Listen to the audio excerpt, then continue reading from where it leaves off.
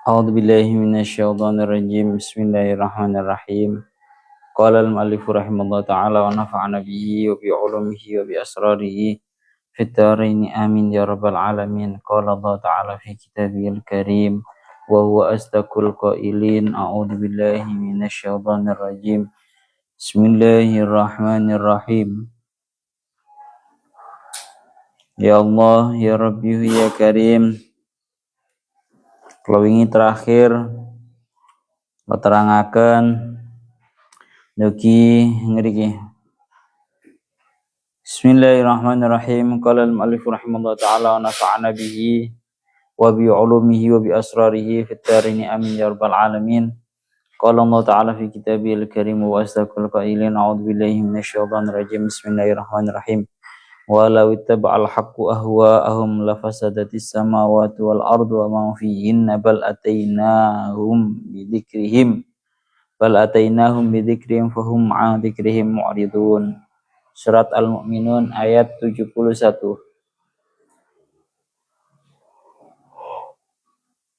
Kita muratirin ayatnya. Walau ittaba'al haqqu ahwa'ahum, dan andaikan sebuah kebenaran berupa kurang tak terang ta iki? Turun ta iki? Nek dimaknani sampun nek 72 barang ya sampun. Hah?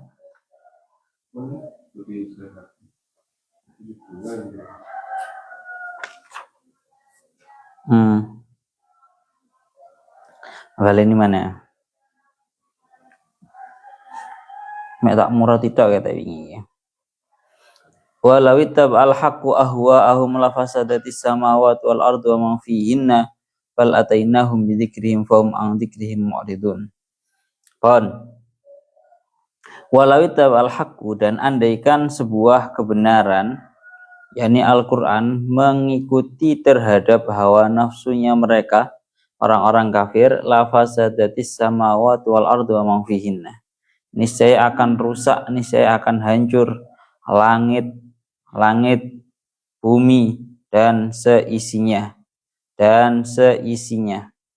Bal atainahum bidzikrihim, akan tetapi aku datangkan kepada mereka dengan Al-Qur'an yang di dalamnya ada penyebutan mereka. Fahum an dzikrihim mu'ridun, akan tetapi mereka justru berpaling daripada Al-Qur'an. Ngaten mawon murate an dzikrihim niku. Hak mangke teng tafsir Jalaluddin Al-Mahalli nih. Jadi kalau yang di tafsir Jalaluddin Al-Mahalli ini penafsirannya lebih sempit cara bahasanya ngoten. Walau tabal haqqu, dan andaikan al-haq, perkara yang benar, langsung ditafsiri ayat Qur'anu, yakni Al-Qur'an. Ahwa'ahum itu mengikuti terhadap hawa nafsunya mereka orang-orang kafir. Bi anja'a bima yahwunahu, dengan gambaran Al-Qur'an mendatangkan terhadap perkara yang mereka inginkan. Berupa apa yang mereka inginkan? Minasyariki wal waladi lillah, dengan adanya Tuhan sekutu, dengan adanya anak bagi Allah. Maka andalik, ya, ta'alallahu andalik, maha suci Allah daripada semua itu. Kalau hal tersebut benar-benar terjadi, lafasadatis samawatu wal ardu wa man fihinna, niscaya akan rusak langit dan juga bumi dan seisinya.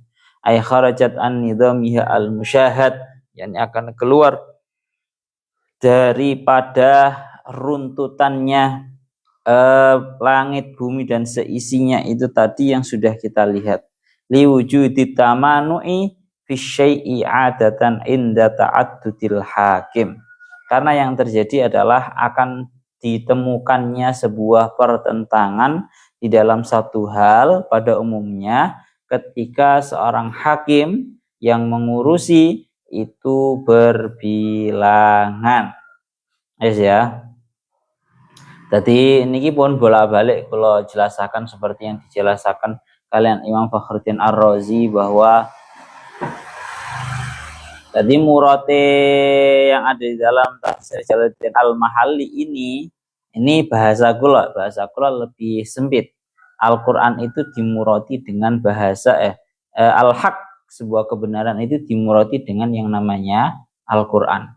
Jadi andaikan Al-Quran ini mengikuti terhadap hawa nafsunya mereka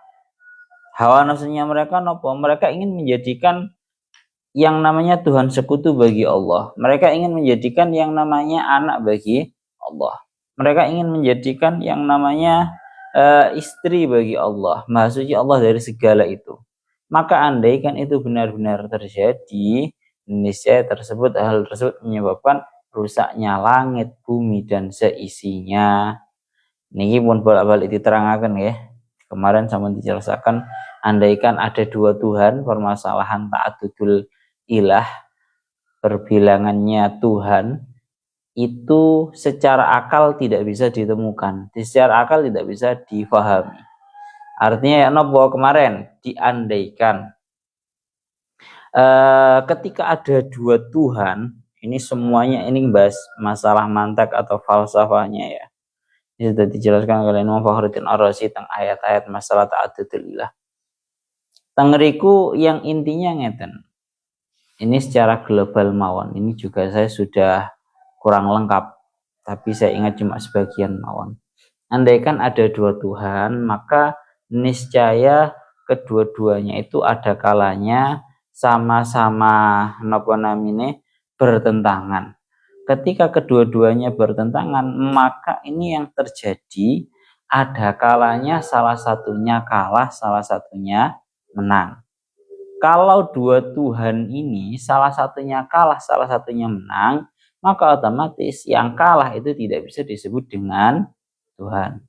Itu yang pertama.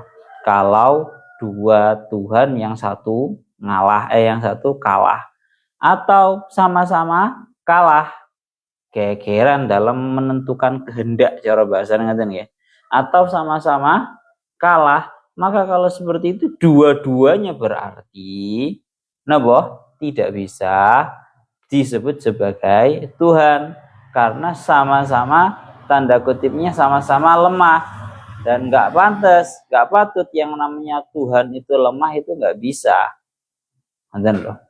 Dan masih banyak perumpamaan cabang-cabangnya yang disebutkan sama Imam Fakhruddin Ar-Razi yang saya sebutkan di ayat apa itu saya kemarin sudah lupa. Jadi dua Tuhan itu ada kalanya, andaikan ada dua Tuhan, itu ada kalanya sama-sama sepakat, ada kalanya sama-sama geger. Enggak sepakat, nah ini masih perlu dipertanyakan. Kalau sepakat, pangeran loro, andaikan ya, ini nggak mungkin. Andaikan pangeran itu loro, kok marono sepakat untuk membuat yang namanya sebuah bumi atau apalah, sebuah tempat lah, maka berarti ketika kedua-duanya membuat, maka bisa disebut salah satunya itu merupakan Tuhan yang lemah di dalam perkara yang tidak dikerjakan oleh dirinya dan dikerjakan oleh yang lain. Paham ora coy? Andaikan ada dua Tuhan itu sepakat podo-podo menciptakan bareng-bareng sing jenenge bumi. Berarti kalau sepakat otomatis kan gawe ini bareng-bareng. Gawe ini bareng-bareng berarti nanti ini ada kalanya, ini penyebutannya berarti dia itu menjadi Tuhan di ranahnya masing-masing, di tempat yang dia buat sendiri. Lagu ora mungkin disebut sebagai Tuhan, nggak mutlak berarti. Yang pertama, atau gawe ini kabeh bareng-bareng. Ya, semua tempat gawe ini bareng-bareng. Tapi kalau seperti itu akan menyebabkan dia disebut sebagai sebagai yang lemah di dalam suatu hal yang tidak dikerjakan, justru dikerjakan oleh yang lain. Berarti pangeran ora pantes disebut pangeran krana dekne sik butuh karo sing jenenge rewang, karo sing jenenge pembantu, sosok yang membantu dia di dalam menciptakan. Itu kalau sepakat. Kalau nggak sepakat, dua Tuhan itu geger, niscaya yaitu tadi yang akan terjadi, pertama ada kalanya secara akal nggak mungkin kedua-duanya menang. Kan benar toh, Pak? Secara akal nggak mungkin dua-duanya menang, itu nggak mungkin. Oke, wes.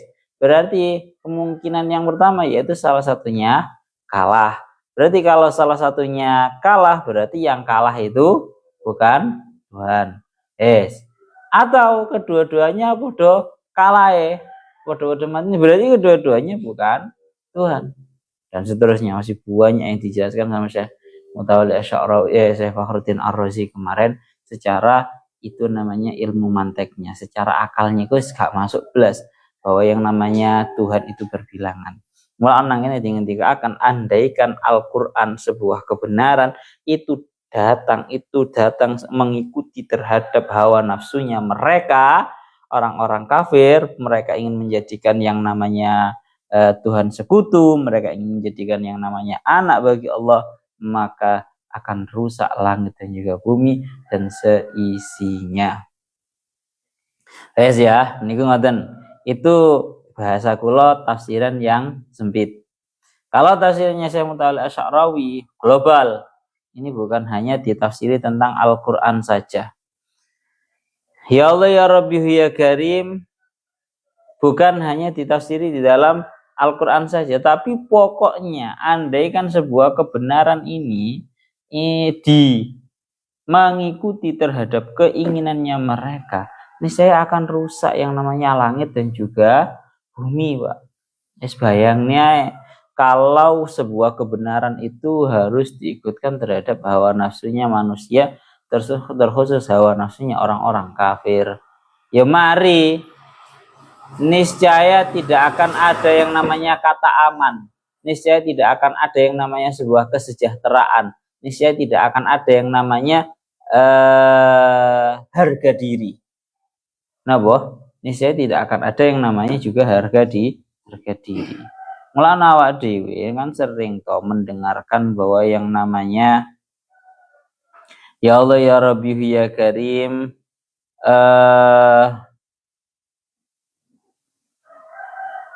teng ngriki dingendikaken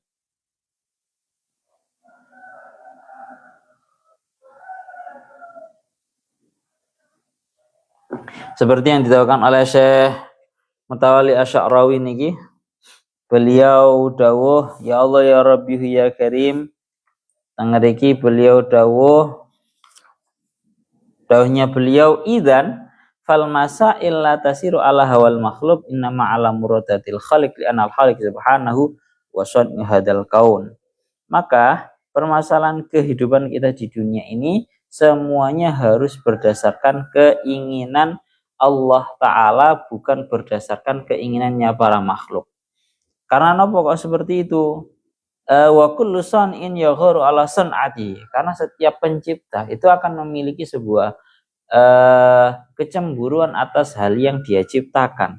Dan ini bisa kita temukan di dalam buatannya seorang manusia. Walaka anta tasawwara ma yahdusu law afsatta ala san'in ma sana'ahu. Wa adalatul asya antasiru ala wifqi muradati sani' la hawal masnu'.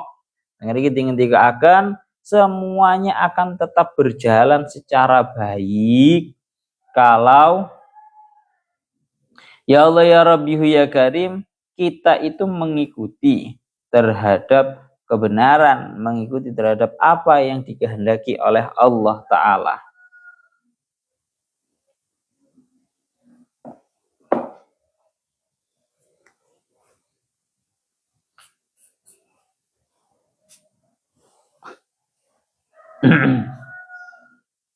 Yes.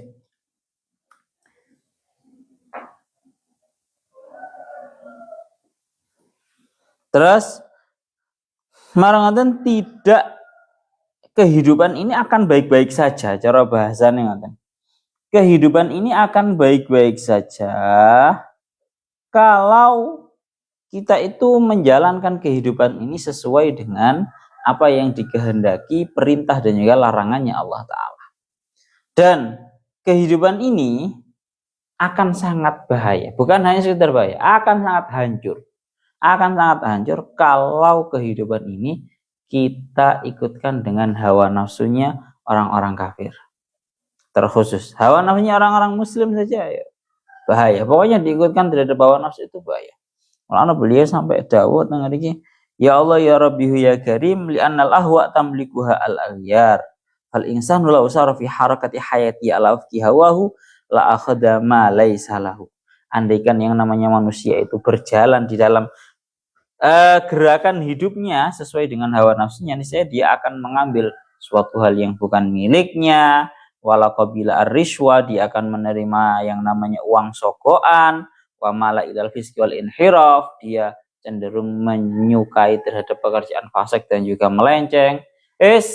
Tidak ada lah istilah yang namanya usulil khamas, hifdzul kulliyatil khamas, maqasid syariah yang sering kita dengarkan, bahwa maqasid syariah yang ada pada syariat Islam ini kan ada 5, yaitu hifdzuddin, hifdzun nafas, hifdzul akal, hifdzun nasl, dan juga hifdzul mal. Ada yang menambahkan, biasanya ditambahkan dengan ya Allah ya Rabbi ya Karim, hifdzul ard, atau menjaga kehormatan. Lah inilah tujuannya awak dhewe melakukan syariat. Karena lek gak diberi napa namine hifdzul kulliyatil khams ngeten iki, niscaya akan bahaya. Tujuannya syariat lah cuma itu toh ya. Pertama hifdzuddin, menjaga terhadap agama.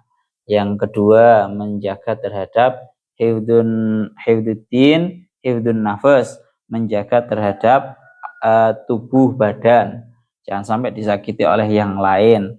Kemudian yang nomor 3 hifdzul akal, menjaga akal. Yang nomor 4 hifdzun nasl, menjaga sebuah keturunan.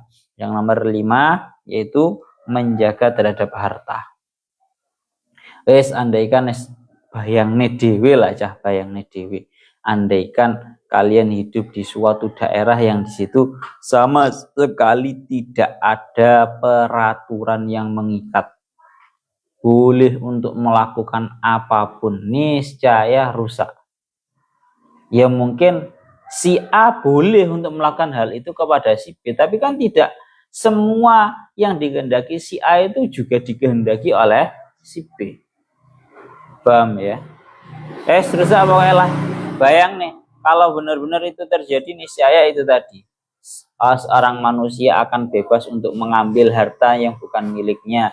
Seorang manusia akan bebas untuk melakukan kekerasan, tindakan kriminal kepada yang lainnya. Seorang manusia akan melakukan tindakan pelecehan kepada yang lainnya. Seorang manusia akan melakukan penghinaan terhadap agama yang lainnya. Bahaya pol.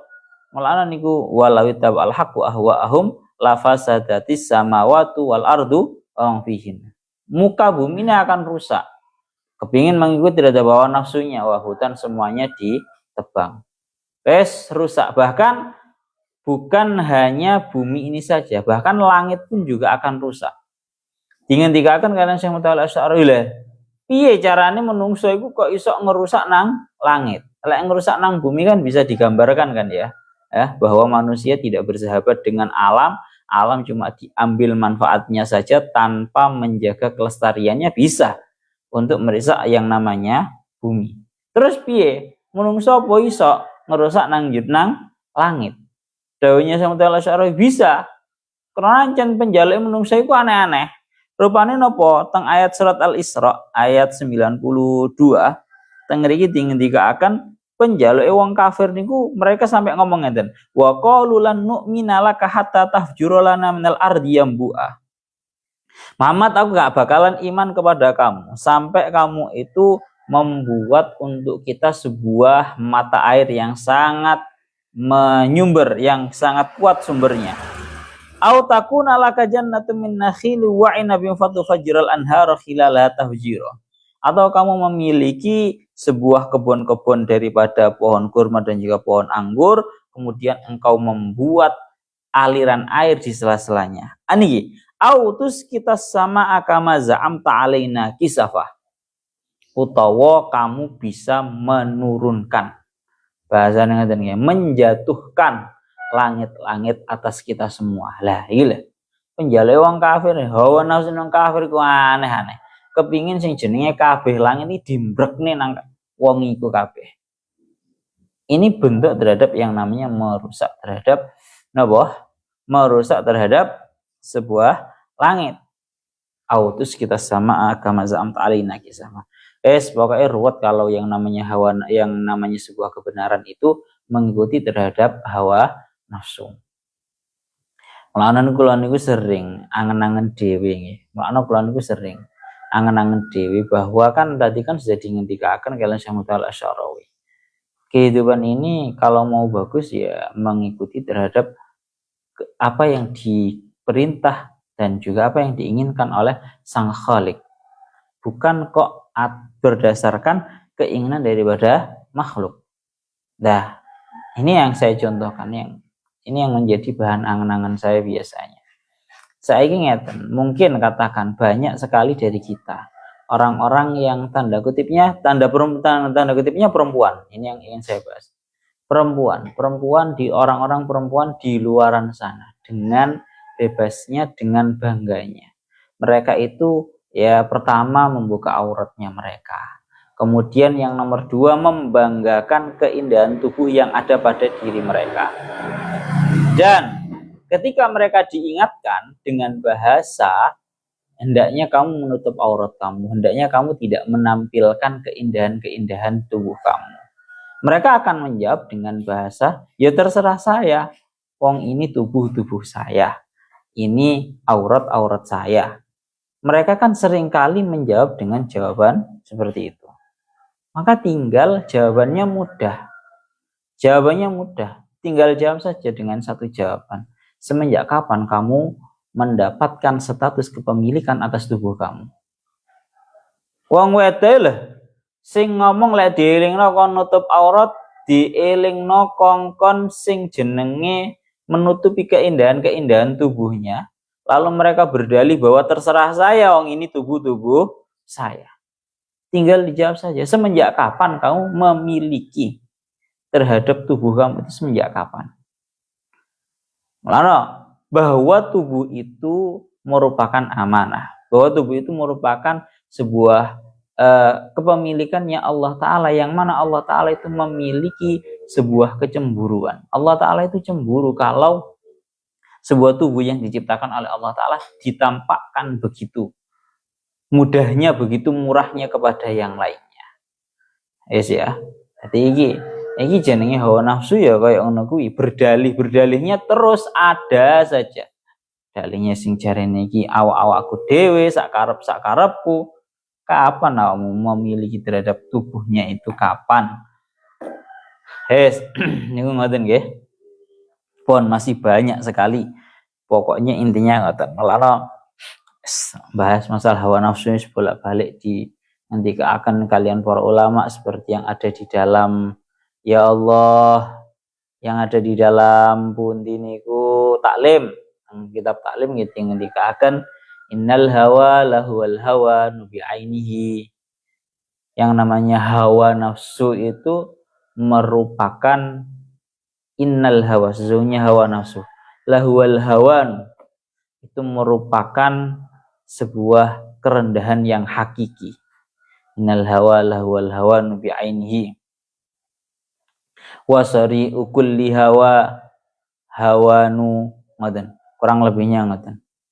Yang namanya orang yang dikalahkan oleh hawa nafsu, maka dia adalah orang yang dikalahkan oleh sebuah kehinaan. Pun banyak sebagai lek kepingin bejo uripe intine mek nang siji, yaitu tidak menuruti hawa nafsu. Banyak ya syiran-syiran yang membahas tentang hawa nafsu. Wa khalifin nafsa wa syaitana wa'sihima wa inhuma mahadakan nushafat tahimi. Tentanglah yang namanya hawa nafsu juga syaitan. Bahkan sekalipun syaitan dan juga hawa nafsu itu mencoba untuk memberikan nasihatnya kepada kamu, perlu kalian curigai. Banyak sekali. Terus salah satunya lagi seperti yang dalam kitab Alfiyah dengan dikatakan inaratul akli maksufun bitauil hawa wa aqlu asil hawa yazdatu tanwira. Kecemerlangan akal itu akan semakin meredup gara-gara seseorang itu menuruti terhadap hawa nafsunya. Dan orang yang mampu mengalahkan orang yang seringkali menentang terhadap hawa nafsunya, dia akalnya akan semakin tambah cemerlang. Niku ngoten, dan banyak sekali melana ngoten. Nek sebuah kebenaran ini mengikuti terhadap hawa nafsu mereka, rusak Pak sing jenenge dunia dan seisinya. Ini sekaligus untuk benteng buat awak dewe, agar andaikan ya minimal kalau kita itu masih belum bisa menggiring terhadap hawa nafsunya kita, minimal kita tidak membenarkan terhadap hawa nafsu. Ya kayak ngono mang lho Pak, contoh dalih-dalih yang mereka utarakan nyapom babakan mendem wis, biasanya juga sering kok mereka mendem. Terus marono ngomong nyapo tong mendem, aku sing mendem, gawe duitku dhewe. Cara ngerusak akal yo akalku dhewe. Ini kan yang namanya hawa nafsu. Jawabannya ya sama. Semenjak kapan kamu sudah memiliki akal itu loh, kapan? Pun melok gawe ta kon, melok tuku ta kan ya ora. Pun ngoten nggih.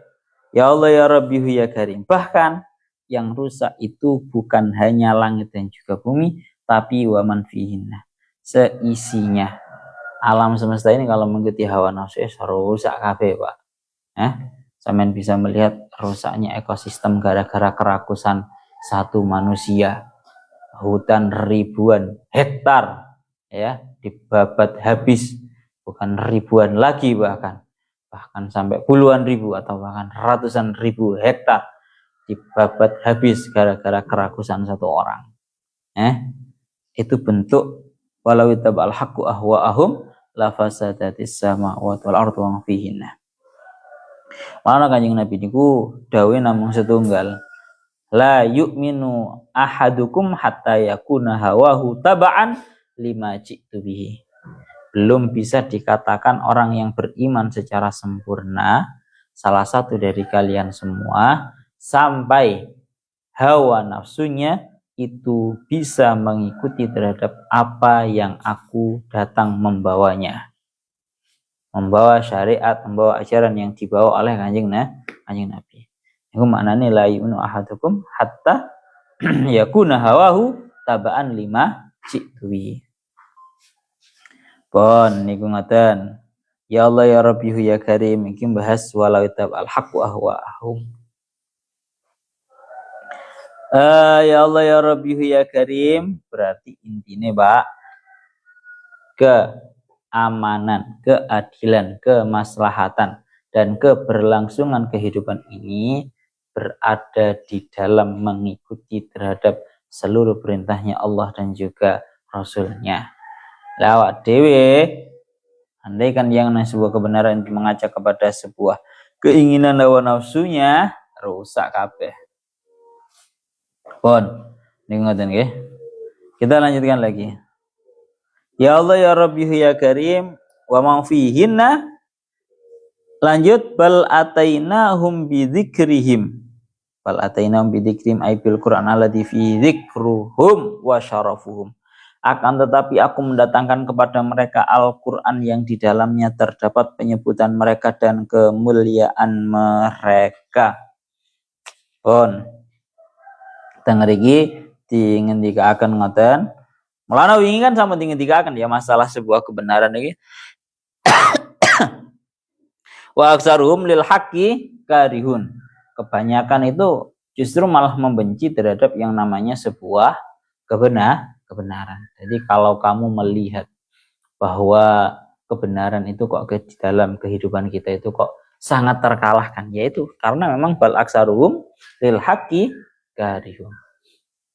Menawi Abi Singan niku sering dawuhaken dumateng para putra, yang namanya hidup ini ya medan perang. Medan perang di antara apa? Medan perang di antara perkara yang hak dan perkara yang batil. Selamanya kehidupan ini merupakan medan peperangan antara hak dan juga batil. Wes niku dawuh Abi koyo ngono. Won. Ya Allah ya Rabbi ya Karim. Balatainahum bidzikrihim, akan tapi aku datangkan kepada mereka dengan zikir, artinya Al-Quran yang merupakan di dalamnya terdapat penyebutan mereka, mengingatkan terhadap mereka dan kemuliaan mereka. Mulanya tengeriki tinggal akan wal makna kaifa yakrahuna al-haq. Maknanya adalah bagaimana mungkin mereka orang-orang kafir itu membenci sebuah kebenaran. Padahal ma'anal Qur'ana atahum bitasyrifihim wa ta'dhimihim. Padahal Al-Quran ini datang dalam keadaan memuliakan terhadap mereka, mengagungkan terhadap mereka. Falla'ikim al-inqiyadulahu wa ta'dhimihi. Harusnya mereka itu malah nurut dan juga ta'dhim terhadap Al-Quran. Nonton loh. Pun niku maknane bal atainahum bidzikrihim. Ya Allah ya Rabbi ya Karim. Kula lanjutaken malih fahum an dzikrihim mu'ridun, akan tetapi mereka justru malah berpaling dari Al-Qur'an yang di dalamnya menjadi penyebutan mereka. Pun sekarang teng ayat yang 72. Am tas'aluhum kharjan fa kharaju rabbika khairun wa huwa khairur razikin. Timuradirin. Niki dingendikaken kalian para ulama sik timurati mondin. Am tas'alum kharjan. Apakah justru kamu meminta terhadap mereka sebuah upah? Fa kharaju rabbika, justru pemberian daripada Tuhanmu itu lebih baik, khairun wa huwa khairur razikin, dan Allah Ta'ala adalah zat sebaik-baiknya yang memberi rizki. Niku ngoten. Jadi ayat ini kan membahas sebenarnya diawakan oleh Syekh As-Sawi. Syekh As-Sawi ini ngendikaken wa sayati khamsun fi qauli am tas'alum kharjan. Tadi tengeriki niki untuk ayat yang nomor 5 ini merupakan pembahasan yang sifatnya itu menjadi jawaban pula bagi orang-orang kafir.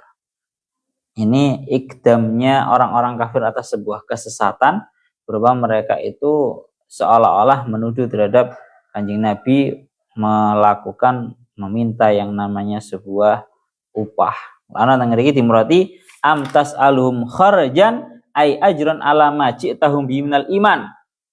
Muhammad, apakah kamu, ini sekali lagi bukan pertanyaan yang sebenarnya, akan tetapi ini pertanyaan yang lil ikrar, untuk menetapkan kebalikannya kepada orang-orang kafir. Tengeriki dikatakan, apakah justru kamu meminta terhadap mereka upah, ai ajron, sebuah upah atas sebuah syariat yang kamu bawa terhadap mereka berupa iman. Padahal fa kharaju rabbika ai ajruhu wa sawabu wa rizquhu khairun.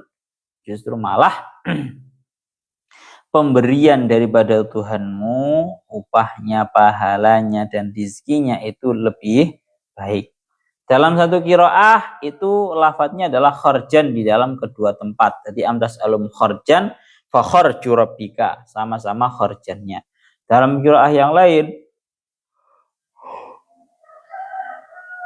itu menyebutkan wa fi qiraatin ukhra kharajan fihima. Jadi amtas alhum kharajan fa kharaju rabbika, sama-sama kharaj, sama-sama kharjan, atau qiraah yang ketiga yaitu kharjan sama kharaju. Ya. Niku hanya membahas masalah qiraah. Wa huwa khairur razikin, Allah Ta'ala adalah zat sebaik-baiknya pemberi rizki, ay afdalu man a'ta wa ajara, sebaik-baiknya zat yang memberi dan memberikan upah. Tengeriki dingendikaken kalian Syekh Mutawalli Asy'arawi bahwa ya Allah ya Rabbi ya Karim, in kunta turidu kharjan fala ta'khudhu min aidihim innama khudhu min rabbih. Ya Allah ya Rabbi ya Karim, intinya seorang nabi, seorang rasul itu enggak akan meminta sebuah bayaran atas penyampaian risalah yang mereka lakukan. Seperti yang ada pada surat Yasin, ittabi'u mal ayatnya sing jelas. Ittabi'u man la yas'alukum ajra wa hum muhtadun. ikutilah sosok yang tidak pernah meminta upah terhadap diri kamu dalam keadaan mereka itu mendapatkan petunjuk. Niki, ngeri dengan akan kalian para ulama. Jadi, tapi sekali lagi ini bukan larangan loh ya. Jadi al-am iki engko suwe-suwe didadekno dalil karo anu iki, Pak. Iki lek perlu rodok perlu disindir didik iki masalah napa jenenge ulama meminta apa bahasanya Pak, bayaran meminta bisyarah atas mengajar mereka. Sekali lagi nunggu sampun bolak-balik dengan akan kalian para ulama orang masalah, orang haram. Cuma yang salah daripada masyarakat awam itu adalah kewajibannya guru, tapi mereka yang menuntut. Sedangkan mereka sendiri itu tidak menuntut terhadap kewajiban mereka. Paham ora? Kalau etikanya guru itu tidak meminta bayaran atas mengajar. Itu etikanya guru yang nggak perlu dituntut oleh seorang murid atau wali murid. Kalau etikanya murid, ya bahasa kasar ngomong, ya memberikan apa atau apa seperti yang sering dibahas, memberikan bayaran semampu dia, itu etikanya masing-masing. Lah sementara nang masyarakat iki ora kaya ngono kuwi. Lek kiai, lek ustad dikongkon ikhlas. Mereka menuntut sebuah hak yang seharusnya itu seorang ustad yang melakukannya sendiri, nggak perlu mereka tuntut. Tapi justru mereka lupa terhadap hak kewajiban mereka. Segampang nang delok Pak, lek sekolah bayari luar gak ati protes. Lek TPQ bayar saulan 50.000 ngono. Waduh, wong-wong wis padha ruwame. Gak terima sing jenenge guru iku kudu ikhlas dan seterusnya. Kedawan wis pokoke. Pun teng mriki ngoten nggih. Jadi amtas alum kharjan, apakah justru kamu meminta terhadap mereka sebuah bayaran? Taunya Syekh Muhammad Al-Asy'arawi, yakni in kunta turidu kharjan fala ta'khudhu min aydihim. Kalau kamu menginginkan sebuah pemberian, sebuah upah, maka jangan kamu ambil daripada tangan mereka. Innama khudhu min rabbik, ambillah dari Tuhanmu. Fama indahum laisa kharjan bal kharajun. Fa kharaju rabbika khair, maka pemberian Tuhanmu itu lebih bagus. Fala ta'khud ar-rizqa illa min yadil khairi wal barakah. Janganlah kamu mengambil rezeki kecuali dari sumbernya rezeki dan juga sumbernya barakah. Li'anal haqqa subhanahu la yamunu ala khalqi birizqin yarzuqu bihi wa subhanahu qad istad'ahum ilal hayah lidzalika takaffala subhanahu bi arzaqihim. Pun teng mriki ngendikaken ngoten. Guys. Summa yudayyilu, kemudian fa kharaju rabbika khair, ya kan seperti itu nggih. Terakhir wa huwa khairur razikin wa hadi ahtasab iskalan. Muradnya kan wa huwa khairur razikin, Allah Ta'ala adalah sebaik-baiknya zat yang memberi rezeki. Lah ini menimbulkan sebuah kemuskilan, berarti ada rozik yang lain. Kan khairur razikin, sebaik-baiknya yang memberi rezeki. Berarti ada orang-orang yang juga memberi rezeki.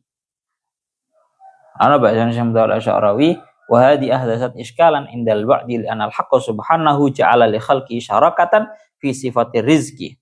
Seolah-olah ini memberikan pemahaman bahwa lu ada berarti yang memberikan rezeki selainnya Allah Ta'ala. Maka dijawab oleh bersama beliau fa ghairu subhanahu yarzuqu aidan lakin huwa khairur razikin. Selainnya Allah Ta'ala itu juga memberi.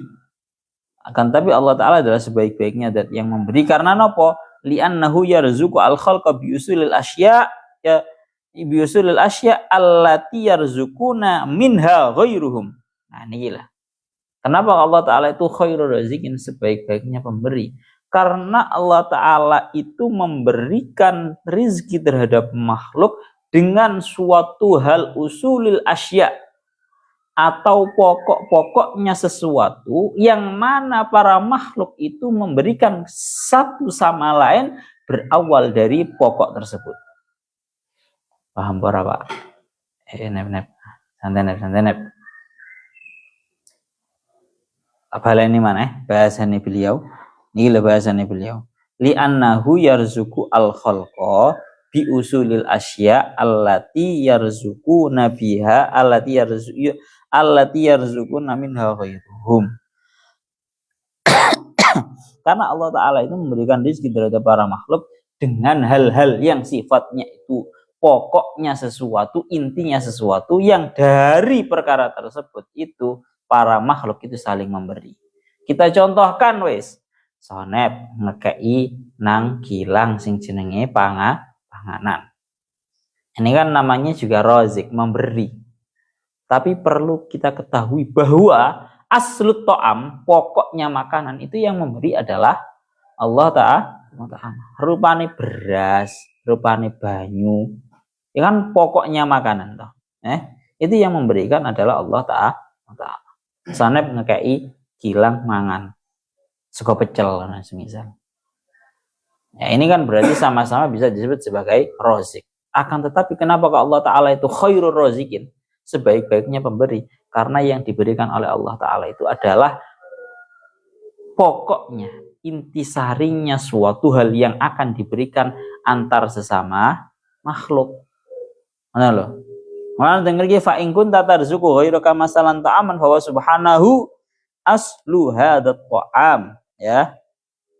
Asal hadat ta'am wa masdaruhu aslu hadat ta'am masdaruhu. Kalau kamu memberikan makanan terhadap orang lain, contoh misalnya kayak sego pecel, maka Allah Ta'ala yang memberikan asal pokoknya. Hari ngerti nih ya. Huwa subhanahu khaliqut turbah wa khaliqul ma' wa khaliqul hawa wa khaliqul badrah wa ma'alika illa an a'lam ta'aklaka wastakhdam ta'at-taqata. Allah Ta'ala adalah yang menciptakan tanah, air, kemudian udara, dan biji. Semua adalah Allah Ta'ala yang memberikan kepada kita. Sehingga kalau kita mau mendapatkan hasil yang baik, ya tinggal kita melakukan sebuah proses penanaman yang baik. Itulah proses daripada pemberiannya Allah Ta'ala. Oleh karena itu, tengeriki tinggal akan iki iling-ilingan tenan ya lidzalika yaqulul ulama wa ahlul mahrifat nazihu alsinatakum an qauli fulanun razikun wa da'uha liqaulillahi ta'ala li anna subhanahu wa khaliqur rizqi wa wajidu usulihi wa ma anta illa munawilun lil ghairi.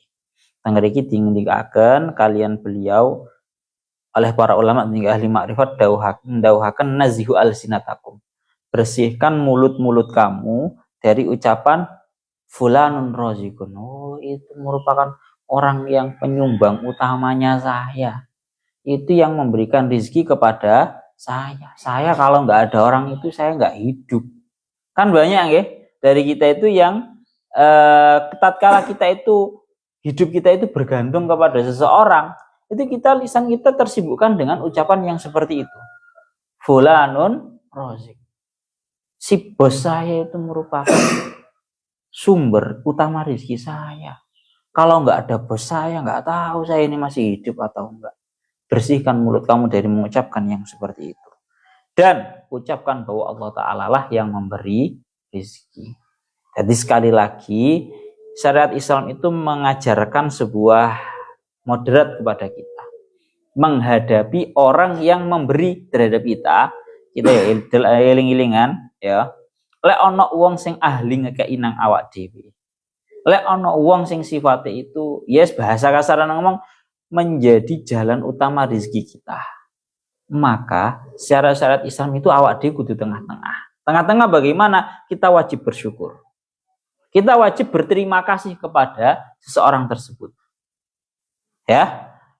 Napa? Wajib berterima kasih. Seperti yang dikatakan hadisnya, man lam yashkurin nas lam yashkurillah. Barang siapa yang tidak berterima kasih terhadap manusia, berarti dia tidak bersyukur juga, tidak berterima kasih juga kepada Allah. Matur suwun. Tapi gila tapi nih, ojo sampai sampean iku ngomong lek gak ono bos iku, lek gak ono si fulan itu, aku gak urip, Pak. Aku sumber utamanya dari orang. Jangan kamu ucapkan seperti itu. Karena pada hakikatnya bos atau orang yang ya sifatnya yang menanggung itu hanyalah munawilun bil khair, hanya sekedar perantara yang memberikan saja. Paham ya? Jadi antara berterima kasih dan bahasane merasa apa sih awak dhewe merasa memiliki hutang apa? Hutang budi. Bahasane ngono ya. Memiliki hutang budi itu gak usah nemen-nemen, wis biasa mawon. Karena hakikatnya sing maringi dumateng awak dhewe niku Gusti Allah. Aja salah lho ya, aja salah pemahaman lho ya. Aja sampai kuali kamu terlalu menisbatkan ini semua kepada Allah Ta'ala. Walah nyapa aku matur suwun ngarek iku mek perantara. Mesti ngekei hakikate Gusti Allah, jotos kene we. Jelas-jelas kudu matur suwun, tapi tidak perlu berlebihan di dalam merasa memiliki hutang budi. Karena pada hakikatnya yang memberi adalah Allah Ta'ala. Jadi tengah-tengah mawon. Pemane sampai ngomong, wah itu adalah sumber utama rezeki saya. Kalau nggak ada bos saya nggak tahu saya ini gimana. Tengah-tengah seperti itu. Pon wa innaka latad'uhum ila siratal mustaqim, surat Al-Mu'minun ayat 73 ilahuna wa a'lam bissawab.